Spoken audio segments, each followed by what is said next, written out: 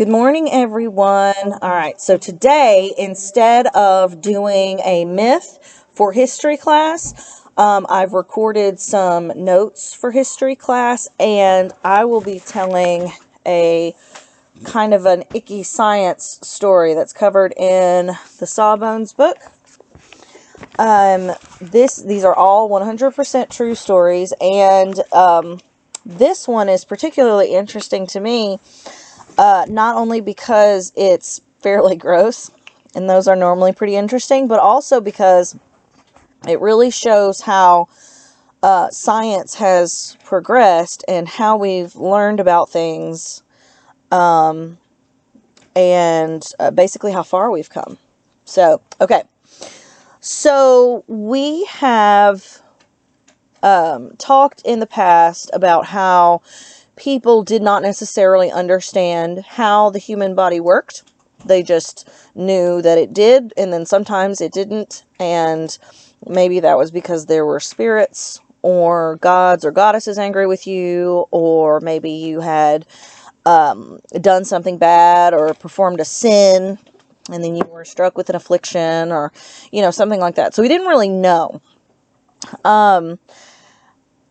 So especially prior to the 1800s, we didn't really know anything about digestion other than you eat the food, you digest it, keeps you alive, and then, continue on if you wish to keep living. So we were trying to put that together, and some people thought that it was strictly mechanical, like the teeth chew things up and the stomach would mush things up, and that's how we got the nutrients out of it. Others believe that there were some chemicals, they just didn't know what sort of chemicals, and so we couldn't really look inside someone to figure out exactly what was going on until 1822. In 1822, Dr. William Beaumont, found a person bleeding out on the floor of a trading post, and he had been accidentally shot. This guy is Alexis Saint-Martin. French Canadian, so it probably should be Alexis Saint-Martin or something like that. He was accidentally shot in the stomach, in the abdomen, with a loaded shotgun, and was obviously very severely injured. And Dr. Beaumont found him and was looking at his wounds. The load of buckshot tore into his abdomen, taking out 2 ribs, a piece of his left lung, and this is the part that's important to our story, it actually left an opening through the outside of his abdominal wall that went directly into his stomach. And they knew that because some of his breakfast fell out of his stomach. And so when Beaumont came to patch him up, he was like, this is a lot of injury. This is a big deal. So we need to, really jump on this and do everything we can to help this man survive. So he did absolutely the best he could. Tried to put everything back in place. Tried to keep everything clean. Then they just sort of waited to see what would happen. Now, over 6 months, this doctor worked very, very hard to keep Saint-Martin alive, because the wound around the stomach, while they were waiting for it to close, it would become infected, and Beaumont would have to try and fight off that infection. Saint-Martin at one point developed pneumonia. And so then Beaumont decided that the only way to fix pneumonia or fluid in the lungs was, of course, to drain blood from him. He was like, okay, you have fluid in your lungs, let's bleed you. Because that was one of the things that they decided was good. That's what makes it worse.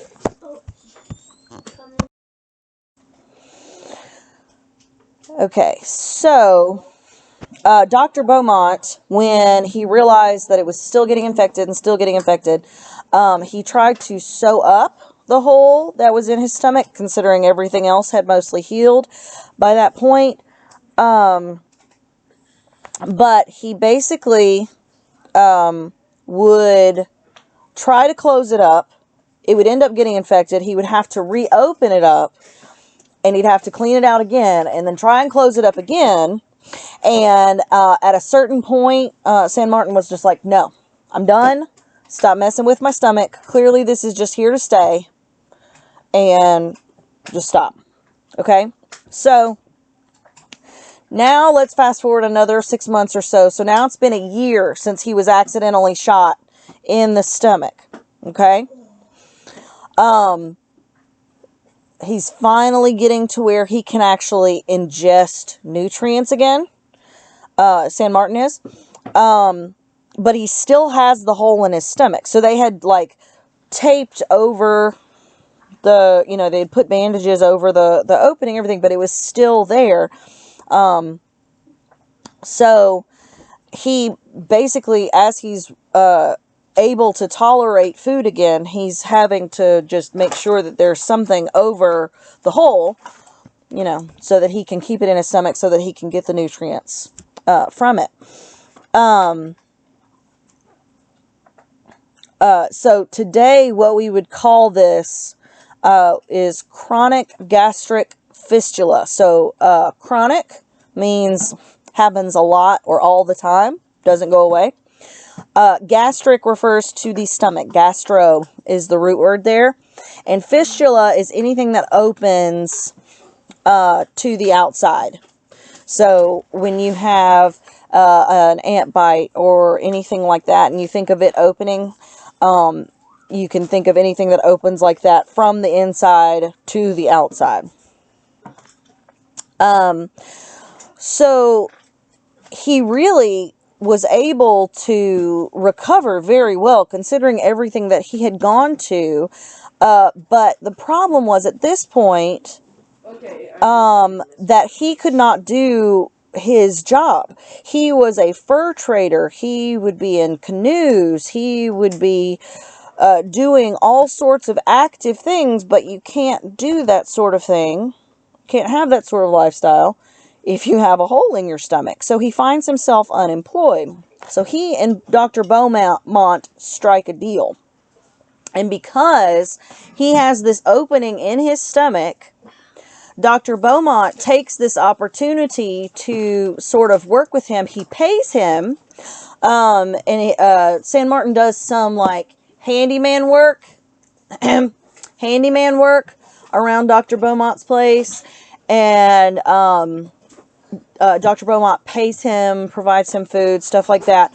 And so Dr. Beaumont actually did experiments on digestion on, like, the inside of the stomach, which is not a place that you can normally get to, right? Like, if I look at one of you guys, I can't just be like, oh, they had a muffin for breakfast this morning, right? I can't look and see what's in your stomach. You normally can't see.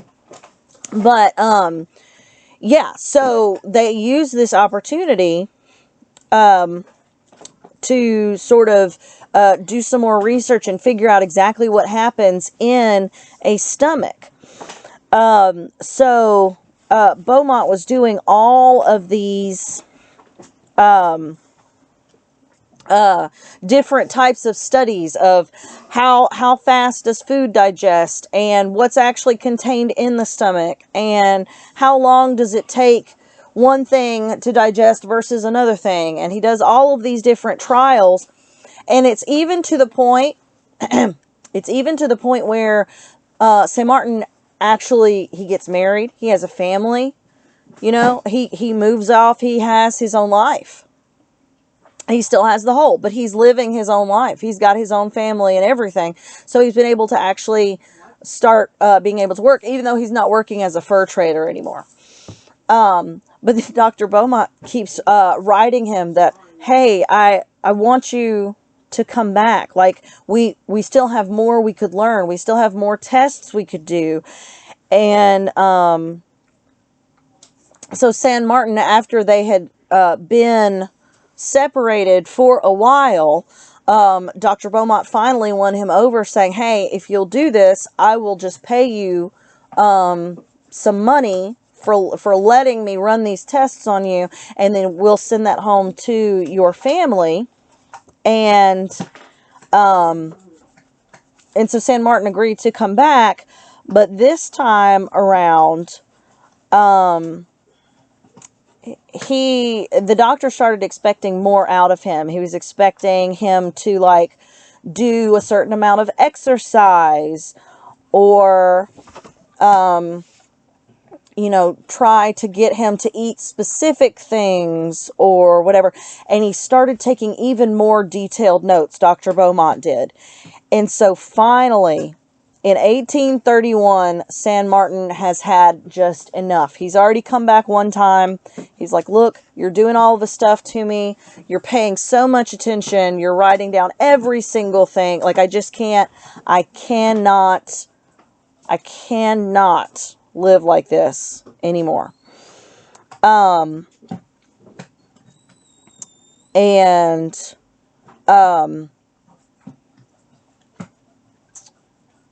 he had actually even brought his whole family over a couple years earlier. In 1829, he brought his whole family to live with him while they were doing it. But by 1831, they were just done with each other. Done. Until 1832, that is. At which point, they had still been writing letters. They agreed to meet up again. And he continues the experiments. He continues writing all of the notes. But this time, St. Martin says, you know what? This is the third time I've tried this with you. Now we really do have to be done. Because they would fight. They didn't really get along very well. They would fight a lot. So he said, absolutely not. Dr. Beaumont's still writing in the letters. He's like, please come back. Please come back. I still don't know about this. I still don't know about that. I still have all these other questions I need answered. And San Martin, after 3 times, was finally just like, no, I am done. So Dr. Beaumont published his findings in 1833, and was able to really prove conclusively that there were chemicals in our stomach that had to do with digestion, and it wasn't just a mechanical thing. It did have a chemical component, and he was able to go back to his physician practice. But he became known as the father of gastric physiology. So the person who discovered stomach structural setup. Physiology is like how things are put together. Okay. And actually, San Martin actually was able to live until 83. And that's pretty good, I would think, for having a hole actually in your stomach itself, not just in your belly, but in your stomach itself, to make it to 1893. I mean, I'm sorry, no, to the age of 83. I'm making stuff up today. All right, so you know the drill. If you liked it, if you didn't like it, tell me in the comment below. I'm posting this to Google Classroom, and this is your history assignment for today. I will see you guys later.